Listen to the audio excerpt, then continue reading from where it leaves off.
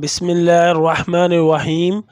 السلام علیکم ورحمۃ اللہ وبرکاتہ۔ رب ارحمہما کما ربیانی صغیرا۔ اے میرے رب، میرے ماں باپ پر اس طرح رحم فرما جس طرح انہوں نے بچپن میں مجھ پر کیا تھا۔ اللہ سے عافیت و معافی مانگو۔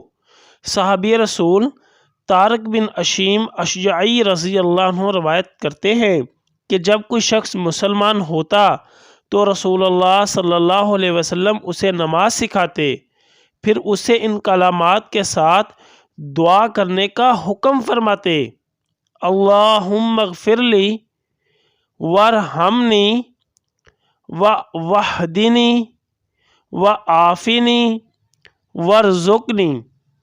اے اللہ، مجھے بخش دے اور مجھ پر رحم فرما اور مجھے ہدایت دے اور مجھے عافیت بخش اور مجھے رزق عطا فرما۔ صحیح مسلم حدیث نمبر 2697۔ یا اللہ، خاندان اہل بیت کی سچی محبت ہمارے دلوں میں راسخ فرما۔